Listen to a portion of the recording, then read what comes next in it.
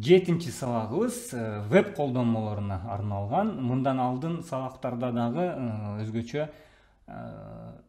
программалык камсыздоолордун архитектураларына токтолгондо веб колдонмолоруна өзгөчө бир басым жасадык элек, бирок бул жакта дагы ошол теманы улайлык деген максат бар.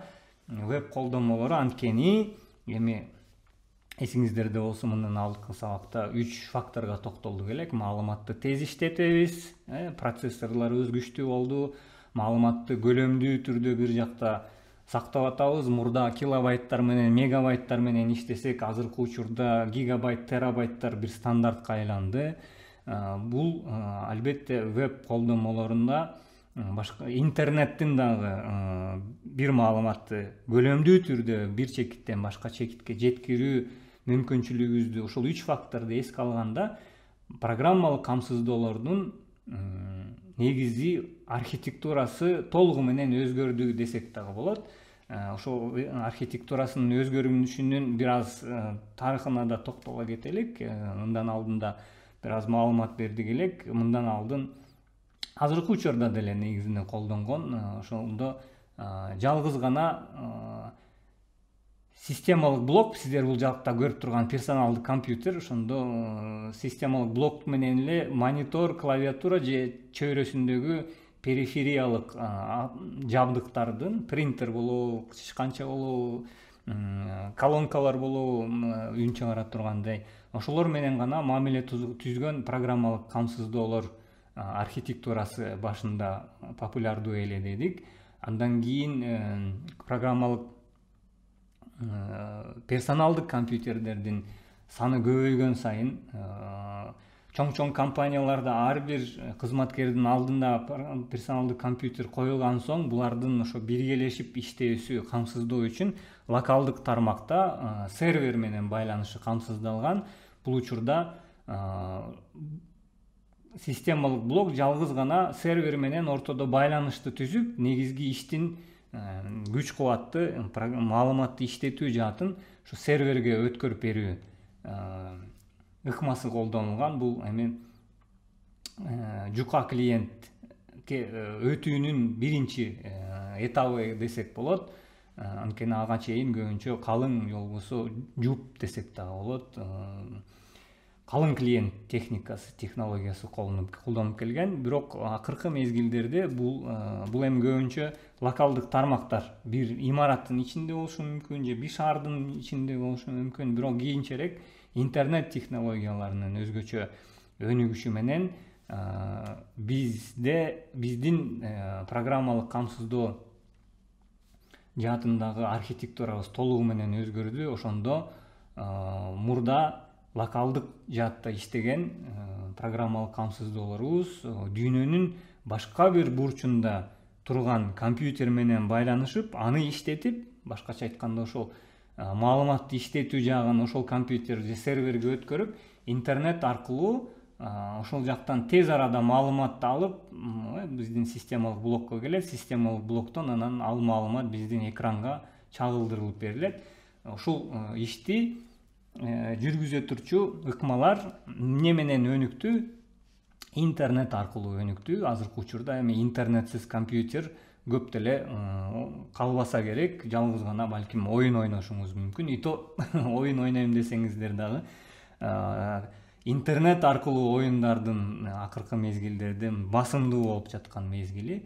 Андыктан интернет аркылуу иштей турчу программалык камсыздоолордун архитектурасы акыркы мезгилдердин стандартына айланып баратат. Ушул стандарттардын негизинде анан бүгүнкү биздин сабагыбыз, негизи билесиздер, веб колдонмолору.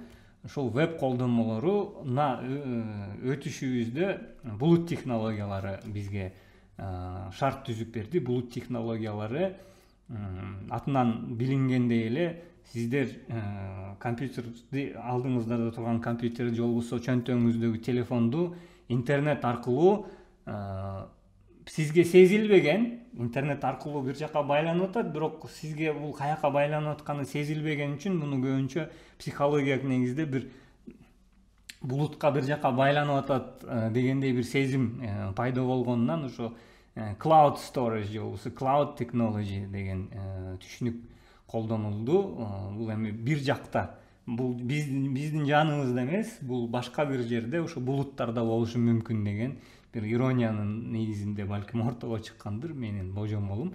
Булут технологиялары колдонулуп келет. Булут технологиялары акыркы мезгилдерде биздин жалпы эле программалык камсыздоолорду, колдонмолорду колдонуу психологиябызды, колдонуу адаттарыбызды толугу менен өзгөрттү десек болот. Ошолордун эң эле алдыңкы өрнөктөрү, мисалы, биз кенен компьютерде колдонуп келген программалык продукттардын көбү дагы булут платформаларына көчкөнгө аракет кылуусу эң эле өзгөчө ушу калың клиент технологиясын акыркы күнгө чейин колдоп келген. Жок, мен бул технологиядан эч качан артка кадам таштабайм, менин негизи чоңоюшумдун, өнүгүшүмдүн негизин түзгөн ушул калың клиент, же болбосо серверден тышкары жалгыз гана компьютердин ичинде иштей турган программалык камсыздоолор эле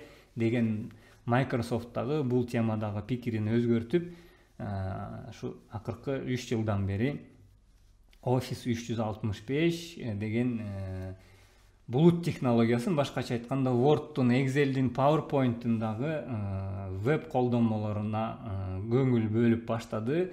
Кардарларынын көбүн ошак жакка тартканга аракет кылып жаткан кези бул эми веб технологияларынын канчалык алдыга кеткенин, же болбосо стандартка айланып баратканын жакшы көрсөткүчү деп ойлойм. Анткени Microsoft компаниясы жана айтып кеткендей, бул веб колдонмолоруна өтүүдө анчалык деле көп башынан мындай максат же болбосо пикир көрсөткөн компания эмес эле. Анан бул жаңы бир түшүнүктүн пайда болушуна шарт түздү деп мындан алдыңкы сабактарда өтүп кеттик элек. SAS же болбосо башка аталышы Software as a Service, кызмат катары программалык камсыздоо түшүнүгү ортого чыкты. Башкача айтканда, программалык камсыздоолор ушул булут технологиялары аркылуу кандайдыр бир толугу менен жаңы бир инфраструктура, бир өзүнчө дүйнө түзүлдү десек дагы болот. Ошол дүйнөнүн чөйрөсүндө ушул жаатта иштеген сиздер эми Software as a Service катары, мисалы азыр сиздер колдонуп жаткан ошол эле мен сиз көрүп жаткан, видео көрүп жаткан YouTube, ошол эле Instagram, Facebook дагы интернет аркылуу сиздер кенен колдонгон программалык аппараттар ошол SAS-тын негизин түзөт. Бирок SAS-тар акыркы мезгилдерде көбүнчө, мисалы, 1С бухгалтерия көбүнчө, мисалы, бизде өлкөдө бухгалтерлер тарабынан кенен колдонулуп келген программа. Бул дагы мурда жалгыз гана компьютердин негизинде колдонуп келсе, акыркы мезгилдерде SAS деген технологияга өттү. Бул SAS-тардын өзгөчөлүгү эмнеде? Веб колдонмо катары колдонулат жана сиздерге жалгыз гана башынан аягына чейин колдоно турчу бир лицензия эмес, бул программаны ижаралоо логикасы менен колдонуу максатын көздөйт. Башкача айтканда, баасы арзаныраак, бирок мисалы бир программаны сатып алсаңыздар, мисалы ошол программанын баасы 10 000 сом болсо, лицензиясы, булут технологияларында болсо, мисалы айына 500 сом төлөп, каалаган учурда колдонуп, каалаган учурда кайра аккаунтуңузду жаап коюп, ошондой колдонуу оңойлоштуруу жагы дагы каралган. Анан ушул дүйнөнүн чөйрөсүндө албетте жаңы иш орундары, жаңы профессиялар пайда болуп баштады. Ушул биз дагы негизинен бул сабактардагы негизги максатыбыз ушул технологияларды сиздерге мүмкүн болушунча трендтерди, кайсыл жакка жылып баратат, мындан кийин актуалдуу нерселер эмне болот деген темаларды көбүнчө алдыга чыгаралык деген бир максат койдук элек. Ушул SAS темасы дагы ушул сиздер көрүп турган программалоо жаатында, тармактык башкаруу дейликпи, ошондо network administration, ошол жаатында server administration, серверлерди башкаруу, мобилдик технологиялар, Негизи эле персоналдык компьютер аркылуу программалар булардын баардыгында өзүнө тиешелүү адистер бар. Ушул адистерден бирөөсү сиздер дагы болосуңар деген максат же болбосо ошондой адистерди ортого чыгаруу максатында ушул курстарды дагы берип атабыз деген десек да туура болот. Эми веб колдомосунун жалпы архитектурасына токтоло кетелик. Сиздер көрүп тургандай негизинен 3 тарап бар дейлик, 3 тарап.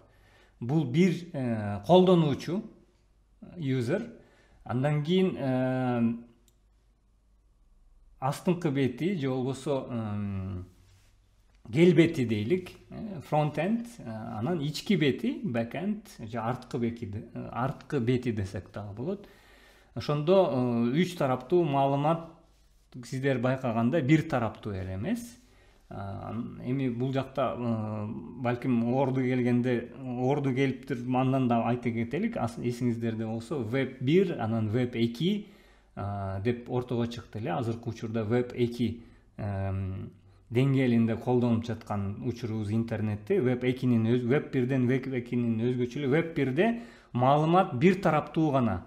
Сиздер мисалы гезит окуганда эле интернетти колдончуңуздар, башкача айтканда сиздерге келген маалыматты эле колдонуп, кайрадан сиздер бир маалымат бергенге көп мүмкүнчүлүк жок эле.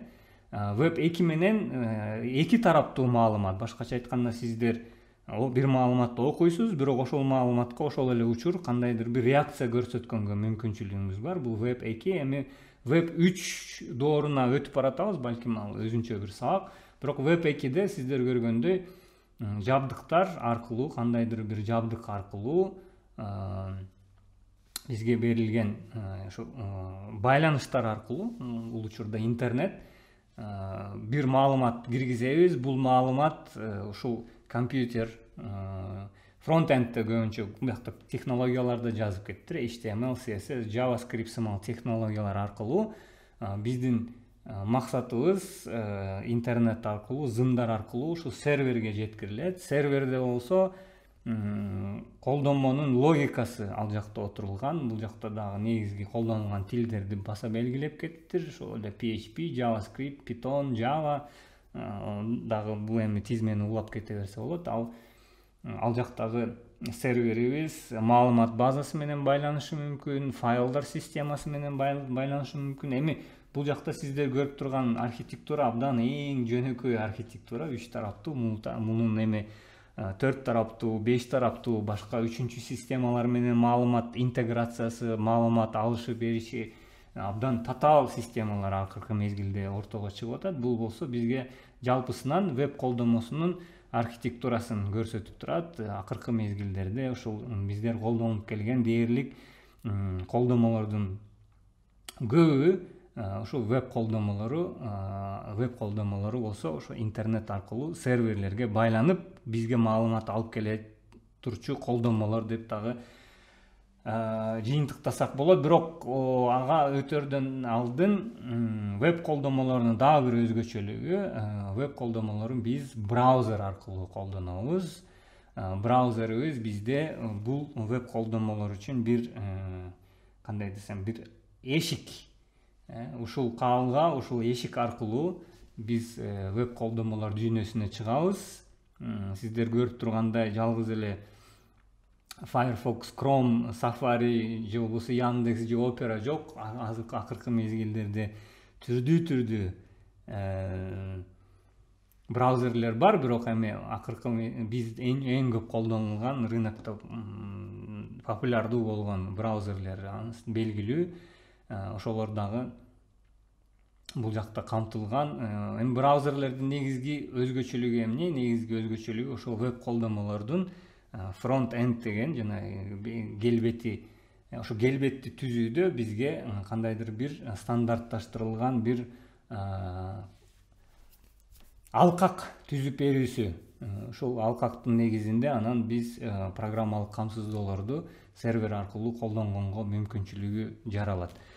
Эми бул жакта браузерлерден сөз ачылган соң өзгөчө сиздер дагы балким ушул 62%га кирсеңиздер керек. Негизи акыркы мезгилдерде эң популярдуу браузер Google Chrome. Өзгөчө бул темага токтолгонун себеби веб колдомолор архитектурасын түшүндүрүп бердик, бирок өзгөчө биздин ушу программалык камсыздоолорду башка темаларга дагы байланыштыруу максатында Google Chrome'ду баса белгилеп кетиш керек болуп атат. Анткени веб колдомолорунун биринчи кадамы, каалгасы эшиги браузер дедик. Демек, браузерлердин ортосундагы конкуренция, браузерлердин технологиясы, браузерлердин өз ара мамилелери бул тармакты дагы толугу менен өзгөрткөн түрдө. Сиздер көрүп тургандай, 2020-жылы эң көп колдонулган веб браузерлер дээрлик 60%, эми жарымынан көбү 62-63%га жакын Google Chrome колдонулат экен. Андан кийин Safari бул iOS-то билесиңер, Apple маркасындагы, Apple үлгүсүндөгү продуктулардын ичинде даяр келген программа. Internet Explorer, Edge, Firefox, Opera, андан кийин башкалар деп дагы өзүнчө бир болуп коюптур. Бирок өзгөчө Google Chrome'го бул жакта басым жасаганын себеби Google Chrome эмнеге ушунчалык популярдуу. Мисалы, ошол эле Firefox бар, ошол эле Internet Explorer бар, Edge бар мисалы. Бирок сиздер эмнеге интернетке кирем дегенде сөзсүз түрдө Google Chrome колдоносуңар. Бул ошол суроого дагы жооп бергенге аракет кылабыз бул жактан. Ага жооп берерден алдын ушул браузерлердин 2020-жылы результатын көрдүк элек. Сизде бирок кандай өзгөрүптүр акыркы 10 жылдын ичинде, ошого дагы бир карап көрөлүк, сереп салып көрөлүк. Анткени браузер темасы маанилүү. Chrome сиздер байкагандай 2011-жылы ортого чыккан бир браузер, 2010-жылдары, бирок тез эле Америка Кошмо Штаттарында кеңири колдонуп башталат, кийин башка өлкөлөрдө дагы кеңири колдонуп келип, анан 2021-жылда сиздер байкагандай башка браузерлерге караганда кыйла айырма көрсөткөн бир жыйынтык көрсөтүп жатат. Сары менен өзгөчө белгилеп кете турчу дагы бир браузер бар, бул Internet Explorer. Башында 2010-жылдары бул Windows менен чогуу ичинде жүктөлүп келген бир браузер болгон үчүн башка браузер эч ким жүктөбөй эле даяр колдонуп баштаган эле. Бирок бул компания, Microsoft компаниясы өзгөчө өзүнүн бул браузерине булут технологияларына, веб колдомолоруна көп маани бербеген үчүн кийинки мезгилдерде веб колдомолору Explorer аркылуу колдонуп жатканда көптөгөн каталар чыгып баштаганда элдер дароо башка браузерлерге өтүп баштагандан популярдуулугу сиздер байкагандай 2011-жылы дээрлик 40%, 50%га жакын болсо, азыркы учурда эң төмөн көрсөткүчкө ээ. Бирок 2019-жылы башкаларга да сереп, Firefox'тун дагы өзүнчө бир икаясы бар, эмнеге мындай түшүп кеткени. Бирок өзгөчө сиздерге бул жакта боз түс менен берилген 2019-жылы ортого чыккан, бирок дароо эле экинчи, үчүнчү орунга чыгып кеткен Edge деген, бул дагы Microsoft'тун ошол катаасынын кайрадан оңдогонго аракеттенүүсү десек да болот. Edge браузери дагы Internet Explorer'дин алмаштыра турчу бир браузер катары ортого чыкты. Бирок сиздер байкагандай технологиясы, демек, туруктуу болгондон, Explorer'деги каталар болбогондон дароо эле өзүнүн ордун таап, мындан кийинки этаптарда дагы бул жаатта кандай өзгөрүүлөр болот экенин чогуу биргеликте көрөт болушубуз керек. Анда негизи веб колдонмолоруна арналган сабагыбызды анда ушуну менен аяктайбыз. Кийинки сабагыбызда көрүшкөнчө.